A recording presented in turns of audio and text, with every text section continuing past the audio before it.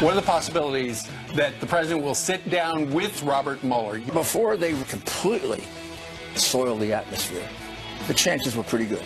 Now, we're going to have some convincing to do. They're going to have to convince us they can be objective. Breaking right now, North Korea may be preparing to release, get this, 3 American prisoners. These 3 Americans have been transferred to a hotel in Pyongyang. Millions of Americans across the country today will gather together for the National Day of Prayer. They will be coming together to pray for America. Luke Messer and 17 other Republican lawmakers officially nominated our commander-in-chief for the Nobel Peace Prize. The only reason that the evil dictator from North Korea is coming to the table is because this president... Jasmine Harrison, listen up, was accepted to 113 colleges and universities. The North Carolina teen says she's always leaned on her faith.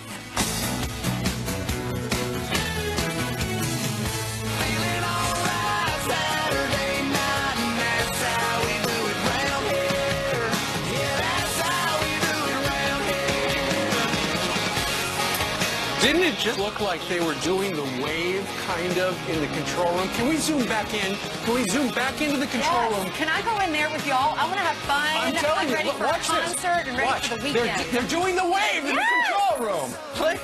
That's awesome. Actually, it wasn't the wave. It kind of all happened at once. Well, we need to have as much fun out here as they're having in there. All right, 3, 2, 1. Woo! It's supposed to be a You're wave. supposed to But it's supposed to be a wave. You're supposed to stand up, and you're supposed to stand up. You're not at one time. All Okay, right. do it again. 3, 2, 1. There you go. Now you stand up. That's how you do the wave at the end. Okay. Anticlimactic. All That right. was not even All fun, right. that last Back in a one. moment. Brother. No, okay. Let's Let's talk about what you just saw 30 minutes ago. Rudy Giuliani was just here. He's now part of the president's legal team. We have not seen or heard from him in a while, recovering from a knee injury. He was offered the attorney general's position. He turned it down. He told Sean Hannity last night he regrets that. But man, did he make some news with this answer on the president's private challenges legally and the ones with Robert Mueller. Let's start with the Robert Mueller thing. You know, Ty Cobb, who is now out, and Emmett Flood is the new attorney. Ty Cobb, he said it's not off the table, that meeting, that interview with Mueller. And Rudy Giuliani said if they do have this, he's going to give him about 2 or 3 hours, the same amount of time that Bill Clinton got. We're not going to drag this on for 12 hours, and you know, and he thinks it's going to be a trap. Listen. Before they raided a lawyer's office, which will turn out to be an outrageous violation of the attorney-client privilege, before they put out the questions and completely soil the atmosphere, the chances were pretty good. Now, we're going to have some convincing to do. They're going to have to convince us they can be objective, and they're not out to get it. 50-50? I don't want to put a percentage on it.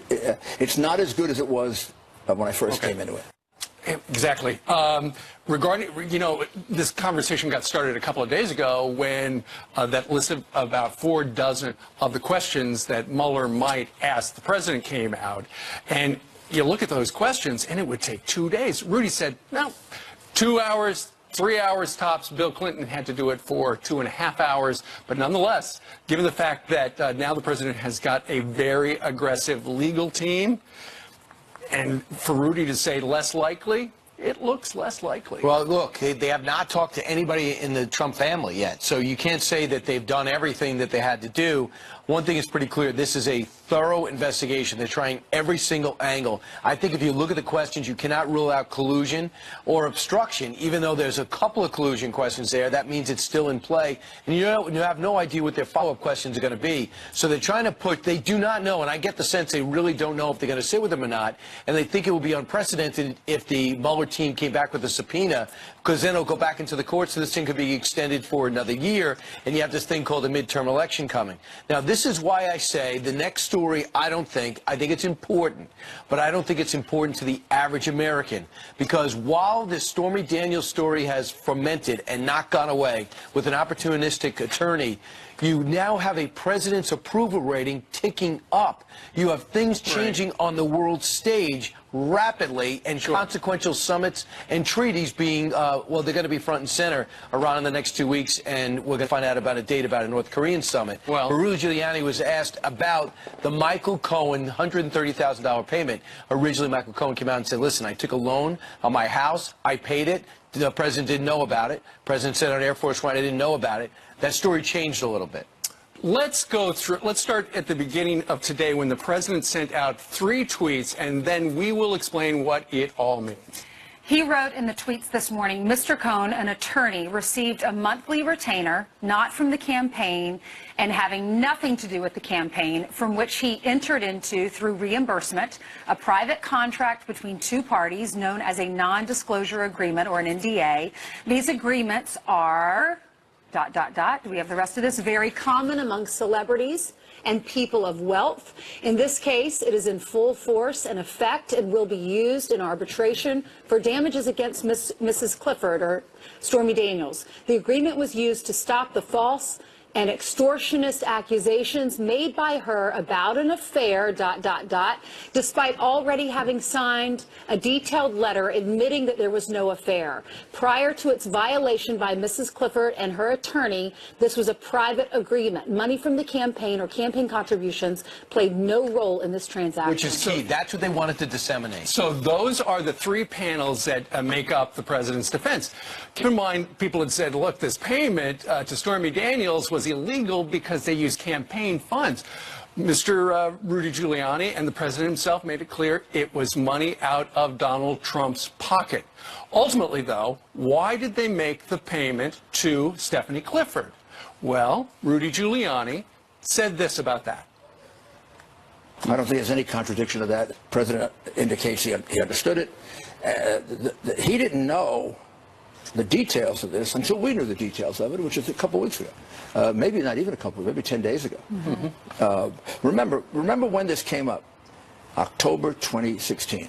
I was with him day in and day out then. I can't remember the details of what happened. But $130,000 seems like a lot of money. It's not when you're putting $100 million into your campaign. It isn't pocket change, but it's pretty close to it at the end. And I think when Cohen heard $130,000, he said, "My God, this is cheap." Don't you think a lot of these people would pay that when they can? If you're wealthy, you're a target. Imagine if that came out on October 15th, 2016. Cohen made it go away. He did his job. So, in other words, what he's saying is Stormy Daniels, that's her professional name in that business, apparently she made it clear to Michael Cohen, I've got these allegations about the President of the United States, the candidate for President of the United States. And Michael Cohen said, well, you know what? How much is it going to cost to make that go away? He had her sign a non-disclosure agreement, and Donald Trump won. Now that's why we are where we are today. But it was very clear from Rudy and the legal team now in the president's tweets, the money was not campaign money. It was out of his own pocket. And, which I think is why Rudy decided to come forward with this, and he just said, we need to get this out in the open. We need to make sure the American public knows there was no felony, there was no crime committed. Yes, you might not agree with it morally. You have your own opinions about what actually happened.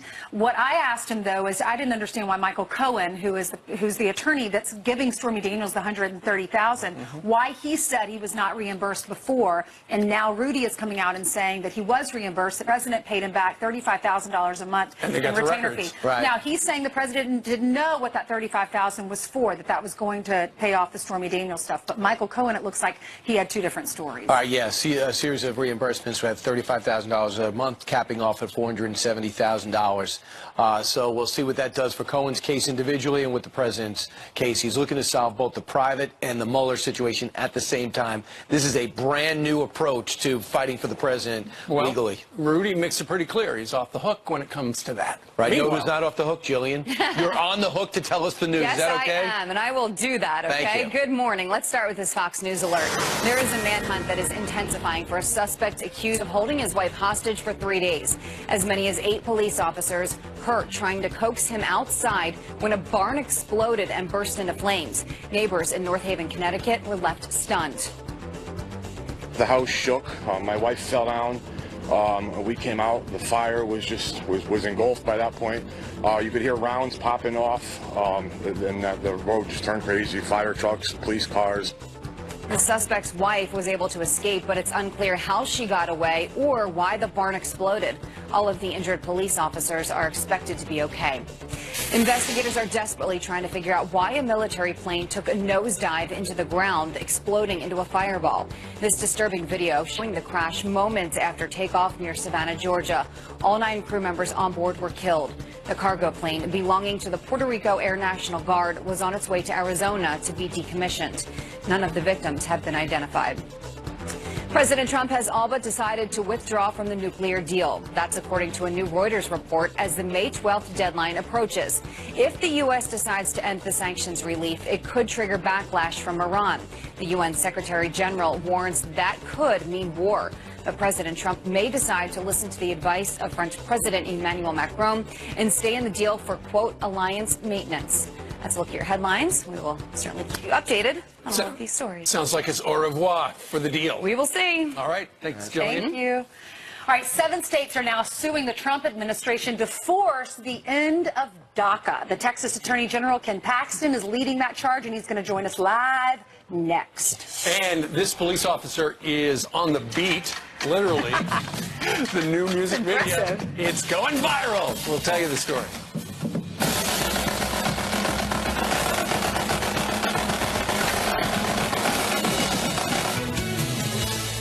Texas now leading a number of other states with a new crackdown on illegal immigrants by suing the Trump administration to force an end to DACA. Texas Attorney General Ken Paxton joins us right now from Addison, Texas. Good morning to you, Ken. Good morning. Okay, so explain this to me. DACA was never a law. It was just an executive order. And yet, because it's caught up in the courts, it's kind of in legal limbo. Why are you suing the federal government?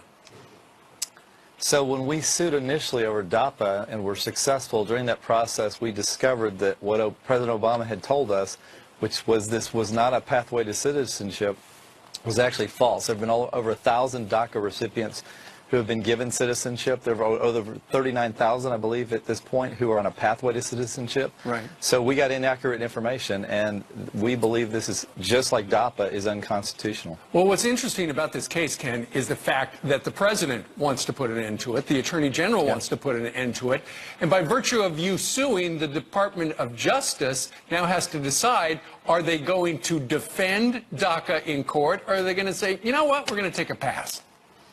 Yeah, it's a very interesting case, and you're right. President Trump has tried to rescind this, and 3 federal judges, we believe, have stepped in unlawfully and stopped it. And this is our way of pushing that forward and hopefully having the opportunity to stop this from happening. Okay. Some of the states, we've got a big map over there that shows the states suing to end DACA. They include your state, the big one, Texas, Nebraska, Arkansas, Alabama, Louisiana, South Carolina, and West Virginia. And all the attorney generals are on the same page with this? Absolutely. You know, look, we've been fighting this for years, and this case is so similar to the one that we were successful in a couple of years ago, and we believe these are the same, basically the same facts, same law that'll apply to this case. Okay, there's one other topic we want to talk to you about, Mr. Attorney General, and that is the fact we've been covering the caravan at the border between Mexico and Southern California for about a week and a half now. And there's some images from Sunday where some of the people who were apparently trying to get amnesty climbed up on the wall, didn't jump over it because then they would have been arrested. But one of the problems right now is there is such a backlog, and the Attorney General apparently is sending more U.S. attorneys, more judges to our southern border to try to get this done, because right now over 1 million delayed deportations because we do not have enough personnel down there.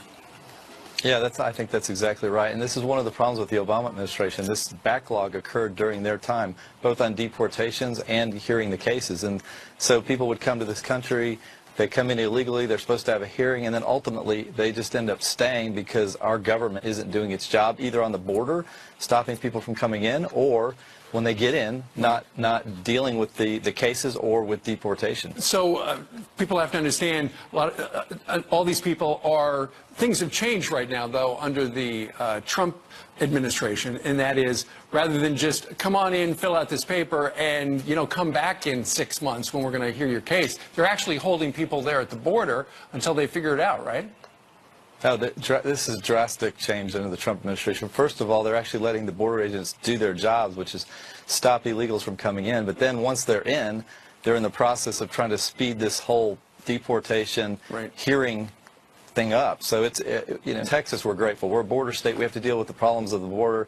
And so we're grateful that our president actually is doing something about this. Well, we are grateful that you would stop by today. Ken Paxton, the Attorney General for the great state of Texas. Sir, thank you very much. Thank you. Have a great day. You too. All right. It's about 8:20 here in New York City. Coming up, White House Press Secretary Sarah Sanders joins us live from Washington. Lots of questions. She's got lots of answers. And remember when Canadian Prime Minister Justin Trudeau said he'd open up his borders to refugees? Well, now he's got a problem, and he's blaming America.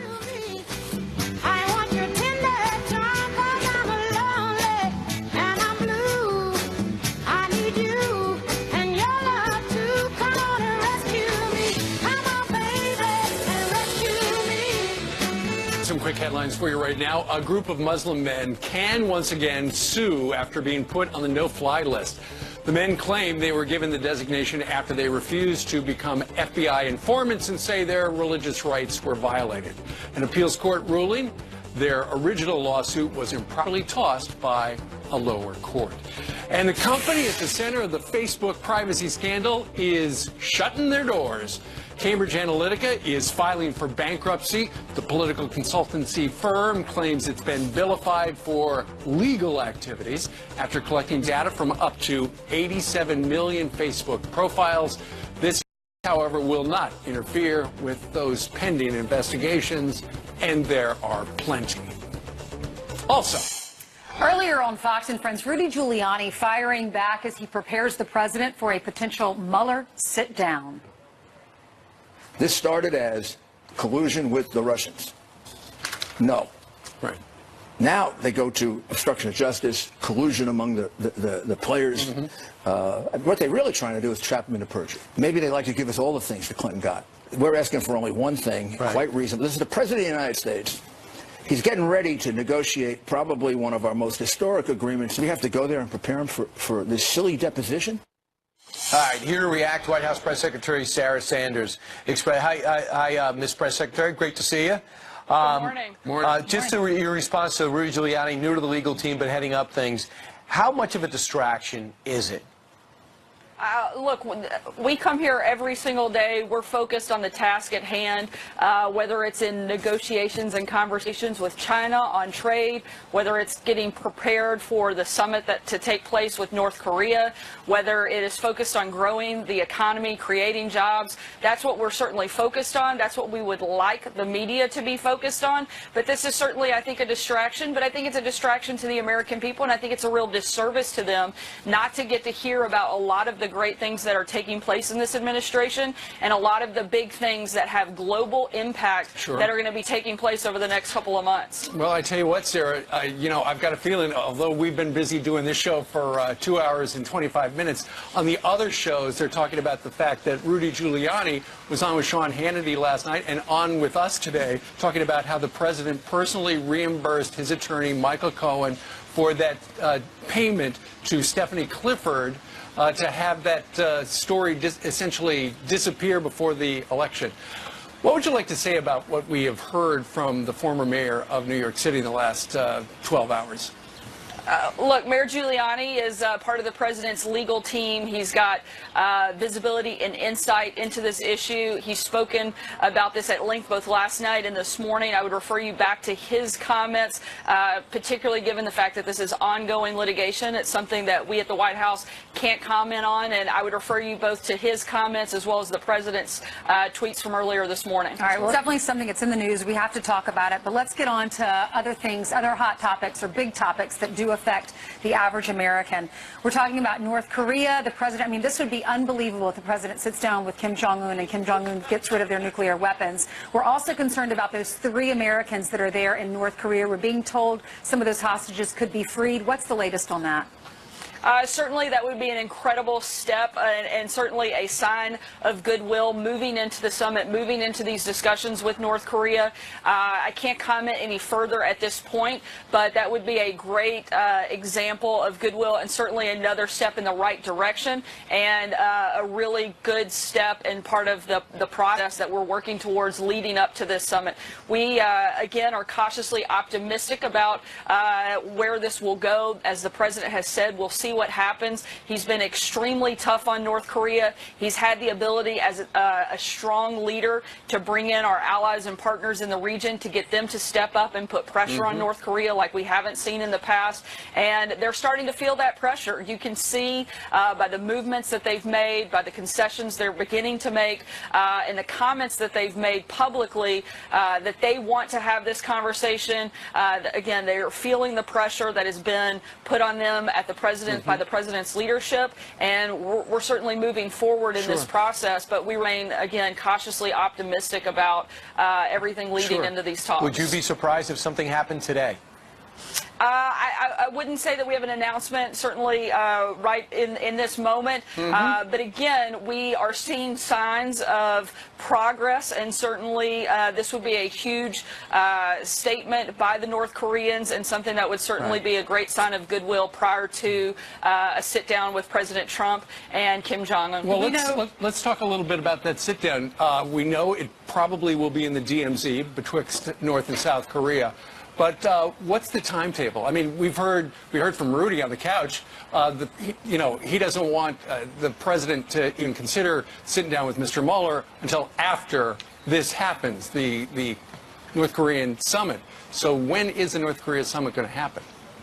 As you know, I'm not going to be able to, as much as I'd love to make an announcement on Fox and Friends, I'm not going to be able to put that information out this morning on either the location or the date, but certainly things are moving forward and moving forward quickly. And as the president said earlier this week, we expect something to be out soon on more details revolving that meeting. So everyone's looking forward to seeing the next director of the CIA. Acting Director Gina Haspel has been nominated. She spent her entire career at the CIA. I know people at the agency are over the moon about the chance to have somebody who grew up in the agency run them.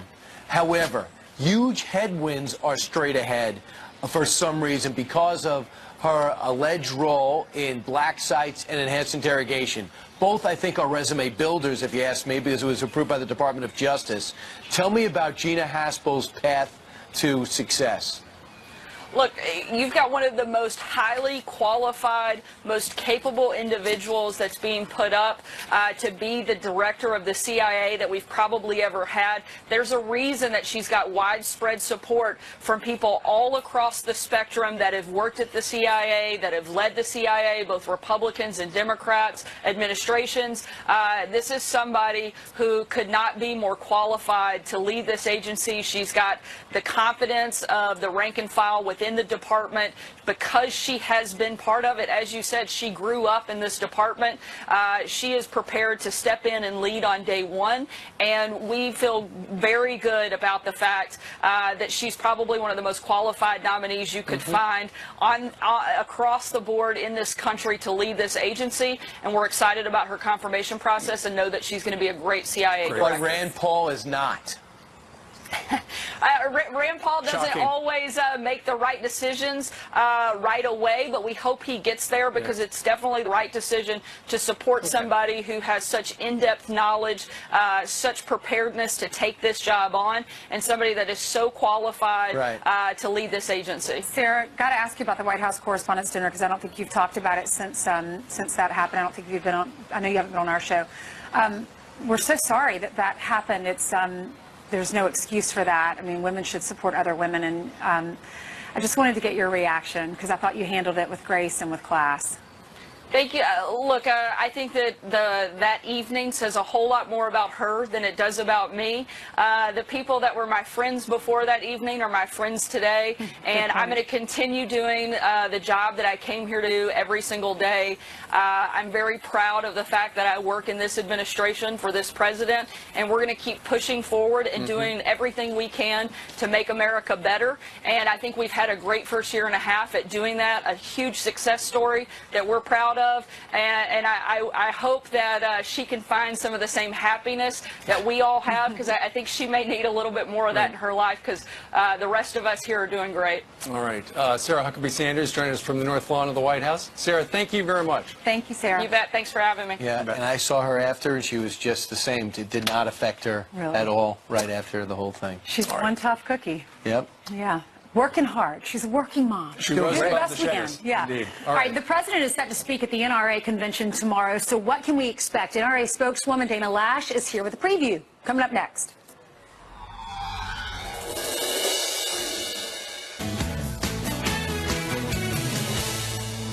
We are announcing today that we are adding 35 assistant United States attorneys to the border to prosecute illegal entries into our country. We're also announcing that we're moving 16 or 18 actually immigration judges to the border. We are not going to let this country be overwhelmed. People are not going to caravan. People should wait their turn, ask to apply lawfully before they enter our country. So we're sending a message worldwide: don't come illegally. That is so clear. That's our Attorney General speaking yesterday in Washington, D.C. Somebody who lives in a border state is Dana Lash. She's a radio talk show host, and she joins us today from Dallas. Dana, good morning to you. Good morning. Good morning to you all. So we've heard so much about this caravan over the last 10 days or so, and the Attorney General now is sending more resources down to our southern border, more U.S. attorneys, more judges. There's a 1 million case backlog. That's a new message that needs to be made very clear to people who are thinking about coming to this country, as the Attorney General says, illegally. Absolutely. Speaking personally on this, here in Texas, having been down to the border, having met with Border Patrol agents and spoken with a number of Border Patrol chiefs, I understand completely their desire to see law and order in the Department of Justice, and they really needed the Department of Justice to back them up on this. They were thrilled when the president was sending a National Guard to the border because they needed the help. I mean, to see the amount of area that these guys got to cover is amazing. But isn't it great, guys, to have a law and order Attorney General back in the Department of Justice? Because we've missed that these previous 8 years. You know, someone actually upholding the law and respecting the sovereignty of the United States. It's incredibly refreshing. The best picture that President Trump could have for his belief that our borders are porous are those so-called refugees sitting on top of the fence, effortlessly climbing up, knowing they can get over it in a moment's notice, like we step over a small puddle. I mean, that is a perfect picture that shows the president is not making up for fear-mongering. Don't you agree?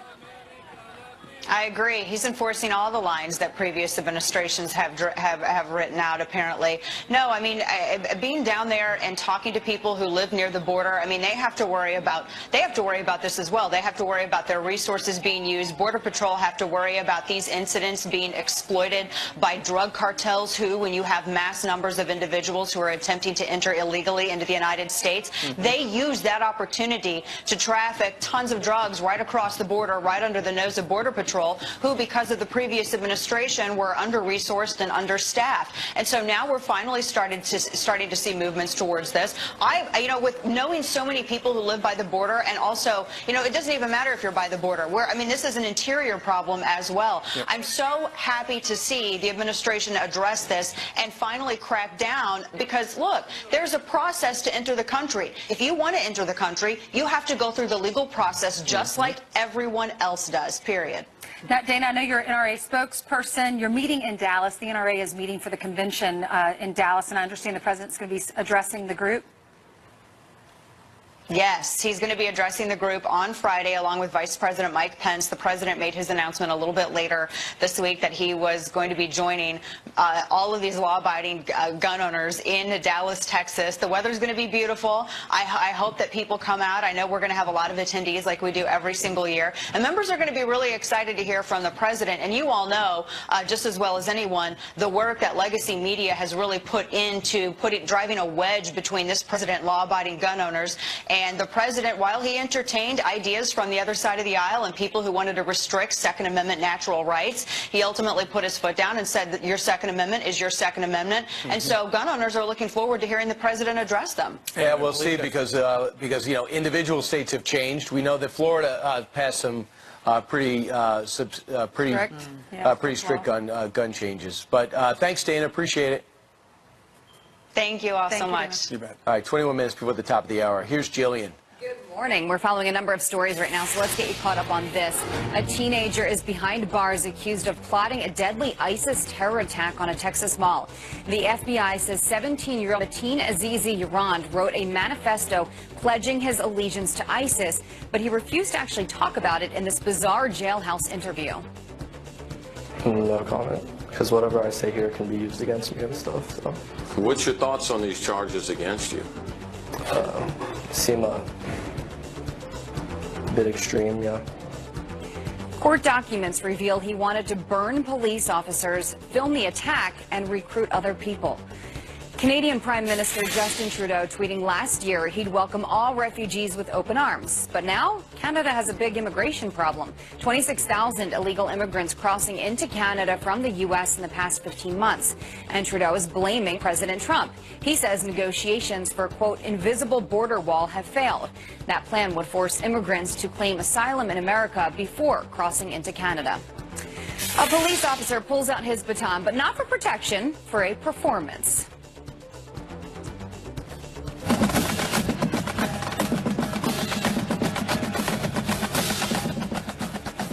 Ah, look at those moves. That's Officer Pennington showing off his baton twirling skills in Sacramento. He actually used to be in a marching band and couldn't help but join in on the fun. What do you think? That means there's two skills. You can enforce the law and you do something on the side that's substantial. I know we're ready for summer, but when I hear that, I'm ready for college football. That's right. Soon enough, though. But when I see them outside, I think to myself, what's the weather like now? It's beautiful here in New York City, and look at this wonderful crowd we've got. Okay, it's unbelievable, but where are you guys from? Mississippi! Oh my gosh, and New York, and wait a minute, where are you from, young man? Atlanta. Atlanta, what's your name? Coleman. Are you here in New York for a fun time? Yes. Okay, good answer. Let's take a look at the maps real quick because you know we have some severe weather going on the map across the central U.S. So we want to make sure that if you live across the plains, you need to know what to do if and when we've got a watch or a warning in your area. This is day 4 of severe weather, and we have the potential for flooding as well. And this is going to expand into portions of the Ohio and Tennessee River Valley and here in the Northeast as well. But for now, we have spectacular weather here in New York. Are you guys on a girls' trip? No. We sang at Carnegie Hall last night. Can you give me a little sample? Oh, come on. I don't know. There's like 200 of us. Real quick. I know it. Sing. What do you want to sing? I don't know, but we're going to go. Great is thy faithfulness. Great is thy faithfulness. Great is thy faithfulness. Oh, that's fantastic. Aren't they great, everybody? Big round of applause. Very nice. Yay! Oh, my gosh. So amazing. We love you, Mississippi. And we love you. That's right. All right, JD, thank you. Thanks, JD. Meanwhile, straight ahead, a new survey says 2/3 of Americans dream of opening a small business.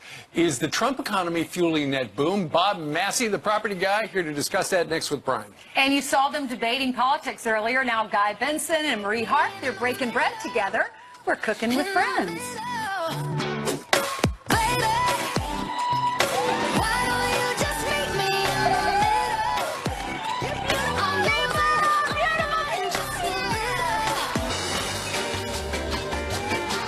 All right, a new survey shows, and it reveals 66% of Americans dream of opening up their own small business. So, is President Trump's current economy helping young people achieve their dream or making it easier? Here with the Massey Memo is Bob Massey himself. He's a Fox News legal analyst and host of The Property Man. So, today's economy, so much is better.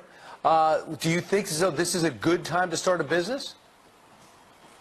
It is, Brian. I'll tell you what's changed a lot, and that is the energy that's in the country and the idea that you can start a small business. The tax plan helped a lot of large businesses, but for small businesses, what's helped it is the idea there's more people working, so there's more money into the economy, and so people aren't as fearful about starting a small business. So you're not buying the Marco Rubio's thing that the average American hasn't seen any benefits from the tax cut? Oh, no, I think they have. I mean, I don't represent a lot of small businesses, but enough to say that there is a feeling of optimism. Is there more to come? Yes. Is it better than the prior administration? Absolutely. So I think the attitude plays a very, very important role in the growth of business. All right, how do you do it? Phil Knight famously told me when he started Nike, he asked his sister to go down, fill up one piece of paper, go down and drop it off, and next thing you know, he had this thing called Nike. Things have changed now. How do you start? Well, there's a couple things. I think, first of all, you have to do your due diligence, Brian. You have to understand who's your competition. And out there right now with big companies like Amazon, you know, we know that it's very tough to start a small business. You have to also have the proper capital. If you don't have enough money to start the small business, Brian, and a good lawyer that's going to give you some of that input, but just don't go in it because it's your dream. Understand what you're getting into and know your product. And no, you're going to have to sweat it out and make payroll, and there's no glory in that, especially when money's tight. Now, what is your memo? The Massey memo. My memo is do not be undercapitalized. Understand, talk to people that have been in business and have been successful, and those people that went in business and didn't make it, and establish yourself with good banking institutions so you have money in order to grow that business. All right, so it is still about personal relationships, and that can make a difference. It is in the often the tough world of big money and big business, even in a small way. Yes, sir. Bob Massey, thanks so much. You're going to watch The Property Man Fridays at 8:30 Eastern on the Fox Business Network. All right, and Bob somewhere's thanking me for that promo. Thank you. Hey, you saw them debating politics together earlier, and now they're at each other's throats in the kitchen. Guy Benson and Marie Harf are back breaking bread together and telling us how to do something important. But talk about important, that's how I describe Sandra Smith. And I'll thank you for that toss, Brian Kilmeade. Thank you. President Trump and his legal team going on the offense this morning. Rudy Giuliani says Mueller is desperate to make a case. A member of the House Judiciary Committee joins us in moments. And new hope for 3 hostages being held in North Korea after a meeting on the upcoming summit. President Trump says, stay tuned. Plus, Boy Scouts dropping the word boy from their name. Why? Join Bill and me on America's Newsroom in about 8 minutes.